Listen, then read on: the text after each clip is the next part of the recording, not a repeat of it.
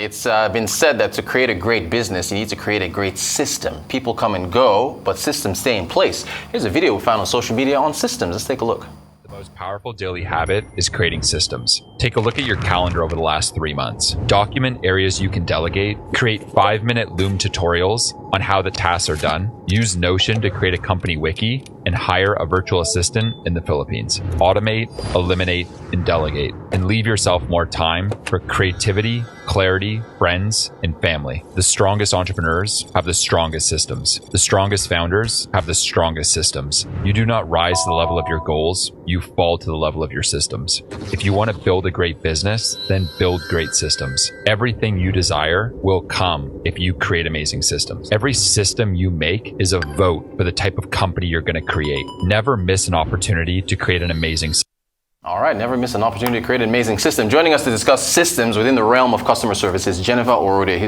She's the founder and CEO of Ingenium Concepts. She's a customer service expert who re-engineers businesses across Africa to achieve high profitability by delivering exceptional experiences to customers. Jennifer, you're very welcome. Good morning to you. So, how do you... Thanks for having me. Yeah, you're very welcome to the show. So, as far as what kind of systems need to be in place to make customer service a success from the firm's perspective? So from what we just watched, we saw that systems need to be in place. That's what the video was about. Yeah. And that we need to build. So we keep hearing build, build, build. Yeah. Now, how does that happen? It is not by a switch. Again, I'll take it back to from the angle of the business owner. You have to go back to your foundation. Okay. How did you set up? Yeah. Whose business have you set up? So business, I keep saying business should be off the customer and for the customer. Now, a business that is off the customer, you found a need out there and you thought you had a solution to that. Now, have you built your business to be for the customer? Now, to answer that is your branding. And someone will say, why branding? But branding is not about colors or logos. Branding is about the intangibilities. What are your values? What are the transformation? A lot of businesses have these values on paper, but are we implementing them? Now, if you want to build system, you need to be able to build structure. And which is the most important part of your structure? It's your employees. Okay. They ride on your structure, they ride on your strategy, they implement. So they actually take the transformation to the customer. Now, should you want to build system, you have to build a structure that actually works and align with your value. And that brings us back to branding. Now, branding about, we have what we call the core values. Yeah. When you are onboarding, what happens? You find that a lot of people on board but do not understand that this is a partnership I am actually putting in place. And for partnership to work, there has to be an alignment in value, in motivation, aspirations. I am a business owner. I want to be where you as an employee, I'm bringing you on board. Are you aligning with me? How can I help you achieve yours while you achieve mine? It is a journey of togetherness. So if you are onboarding and you're not onboarding the right person to align with your values and structures and business goal, you are not going to set up a structure that can build a system that will retain and last and allow you, sustaining business and even be profitable. Now, a lot of businesses start up and then they go to automation. You can't automate when you don't have your foundation right and ready for automation. Okay. That's very insightful. Okay, so you are conducting a training with I believe it's the National Customer Service Association in the United States. What is it, 4 or 5 million customer service agents? 4 million. 4 million, that's a lot. What's the training going to entail? All right, so the training is about what is missing. A lot of the information about customer service is out there. Okay. The knowledge is out there. There are a lot of institutions training people day in, day out. Businesses are sending their teams to these trainings, and they do it yearly. There are budgets around these, but you still find that service is still a problem. In this country, in our continent, and guess what, is all over the world. It's not a regional problem, it's a global problem. Okay. Now you find that these trainings, everyone go and then they acquire the knowledge, but no one is about the practicality of the knowledge, the implementation of that knowledge. And that's what the training is about. Now, I am not coming to teach you or to train you what you already know. It is a knowledge you have. I am here to tell you, implement. This is how you can implement. You need to be able to implement for you to get results. If you pour out, so take for instance, people say, communication, you have to do this, you have to. And then someone asked me a question when I was having a webinar with the West African Association of Customer Service. And I said, it was a fire chat series. And someone asked a question, there's a customer who is very difficult, you don't even know how to. They come in and they scream and they yell, I want to see the manager. And I said, let them see the manager. But they are requesting to see the manager because you haven't done your work. Now, the first thing you need to do is when a customer approaches on your premise, you smile. But a lot of people thought that smiling they learnt it. Okay. It's part of service. Yeah. Customer service rep must smile. Yeah. But do you know something? When you smile, what does it do? It is not for the customer. It is for you. Right. Okay. The customer service rep. Because as a customer service rep, you have to be receptive, and smiling brings that to you. You have to contain your emotions. Smiling brings that to you. You have to be ready and be receptive and be positive. You have to create an aura of positivity around you. Yeah. That's what the smiling does for you. So the smiling, they tell you to smile in front of the customer. It is not for the benefit of the customer. It is for you to be ready to receive whatever comes, whatever the customer is bringing. But again, you are creating a perception. So what the customer sees, oh, this person is receptible, oh, this person is friendly, or this person is that. That's what the customer see. So see, smiling. They teach you to smile, but who tells you about this and what it does to you? Now, emotional intelligence is something you need to have. They say it to people, but how does that happen? How do you activate that? Smiling does that as well. So we need to understand what we have learned, the knowledge we have. How do we implement? So it's a question of how. That's what the training is addressing. And I keep telling people, don't come and think that I'll be defining to you. No, come because I know that there's a lot of trainers out there, and I'll be telling you what your trainer has failed to tell you. Another thing is, I was interviewing a lot of trainers on people who were applying to become customer service trainers, and I kept doing you're training this. Customers, and you're training the trainers as well. And I kept doing this. I said, you're not going. Go take more training. You need to be able to implement first. You need to understand it to be able to pass. Now, when you are teaching, you're not just pouring out knowledge. You should be impactful. And again, businesses need to understand this. It is not enough for you to get a HR person. You need to get a HR coach.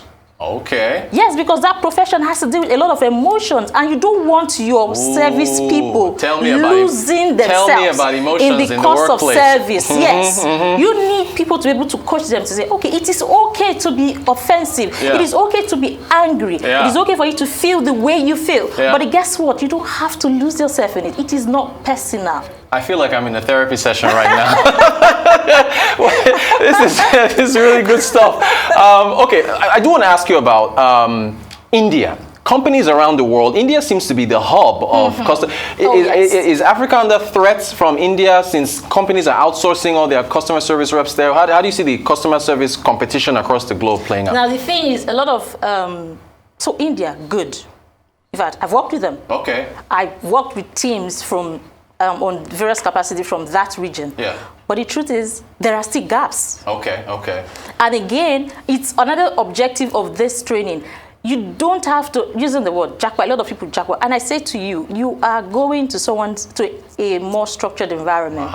You need to give. Right. What do you have to give? Right. Customer service is what the pandemic has brought to us is we can be at any point or any place in this world and be able to serve, be able to earn in the currency you want to earn, you want to be paid. Now, but the thing is, what do you have to give? Have you positioned yourself for that opportunity that is knocking at our door? India, they are doing it. Africans, we can do it because we're actually even better. There are people in the Western world that are looking to recruit Nigerians and are looking to recruit the Ghanaians, are looking to recruit Africans. Why? Because we are very resilient. We are very dedicated to our job. Yeah. But the truth is, for someone to be able to onboard you internationally, you have to be able to know what you are giving and know your worth. Yeah. Your value proposition, what you're offering to the company, right? Yes, what you're bringing on board. Because it's a partnership. I want to grow your business. You equally need to grow my career. And that's where alignment comes in. You can't align with someone who wants to, for instance, if the person is very big on growing network, the person wants to become the CEO in the next 5 years. Yeah. And this is what I do in my organization. Every of my employees, they know that at the point of onboarding, I am planning your exit. How long are you staying with me? Really? I need to, yes. So as you come in, we are planning your exit because I know you're going in 5 years. And you have told me what you would do in 5 years. So I know that I need to build you to be that person in 5 years as you build me along. Yeah. So we're building ourselves. And it's always there is harmony and there is joy. And then when they exit, doesn't mean that because they've exited or they've become another employer, you don't have to do business. And I keep telling them, it's going to be a consortium. Everyone is going to be together. So it means that I'll run partnership with you. You are going to be, because especially if I know that your business is going to align with what I'm currently doing, why not? I'm not letting you go. Because I have instilled in you cultures and that would make us work together. And I'm very big on culture. Why is that? You have to live. So customer service is not about what you give. It is your lifestyle. Right. You have to live it. You have to be it. Because you're talking to people because all day. It's your neighbor. Yeah, exactly. Yes, we are all customers. If I'm not at this other end, I'm not a business owner, I'm actually a customer at some other point. Right. So how I treat people, how I treat my neighbor, how I treat my employees will determine how someone is going to treat me out there. Right. So if you treat your employees well, and our employees are your internal structures, they are also your internal customers. How you treat them is a reflection of what they will do out there. Gotcha. How they communicate internally, team-wise, is how they will communicate with the customer out there. So if you're not particular about the gaps in your system, you are not able to bring that experience to the customer, the experience that will make the customer keep coming back. I mean, I gotta say, you've really opened up customer service, and it's very ingrained in our lives. Very quickly, technology. I know we have a minute to go or so, but there's all this talk of artificial intelligence and machines. Is there any fear that machines will take over and it'll be a machine talking to customers at the other end of, No? Humans are emotional beings, and Right. machines can give you that. Right. And because that can happen, I keep saying something I said again about my FAQs. Yeah. Now you find out that even in the Western world, FAQs are now the escape route for lazy customer service rep. All right, just go to So they just right. And then it's annoying, and a lot of businesses are losing customers via FAQs. So I come to you on the chat box on your channel, and someone is telling me, oh, okay, this problem, click on the link, and I clicked on the link and take me back to FAQ. Goodness me, I've gone to FAQ before coming to you. Right. So if I can't have the after support for your service I have onboarded, or for your product, what do I need it for? So yes, AI is good. Yeah. AI is meant to bring ease to service and make it swift, because really you want to be able to manage time and manage people and manage processes. But guess what AI does? There's a lot of benefit around AI, and I talk about this all the time. The benefits are enormous, but you need to be ready to be able to exploit that. For instance, if you don't understand your responsibility, how can you unlock its powers? You are responsible for that product. The AI is not going to work on itself. It's not going to explore. So you're going to feed it things, and you are going to be ready to implement it. Now, if you don't understand it, how do you implement it? How do you even get people who understand it? People on board this consultant to come to their businesses and have all of this system built. But again, they just do, when they are leaving, and it's very frustrating, they leave and they tell you it's 2 days training they give to your staff. That can't work. It's got to be more than that. That can't happen. And then there's a business that I restructured for, and I said, okay, normally people will stay with you for 2 years, but I'm going to be here for 3 months. And you are not going to send me away, because I'm not going to give you a product that I'm not going to own. So I will stay with you, and if I say that you're not growing at a pace I want to grow, I am still going to stay more. So it means you're going to keep paying me. To improve the business. Look, to improve that business. It's about results. It is about results. Hey, look, thank you so much. This has been a very, very in-depth conversation on customer service. Jennifer Orode, founder, CEO of Ingenium Concepts. Thank you, and good luck on your training for the 4 million customer service across Africa. Thank you so much. Thank you.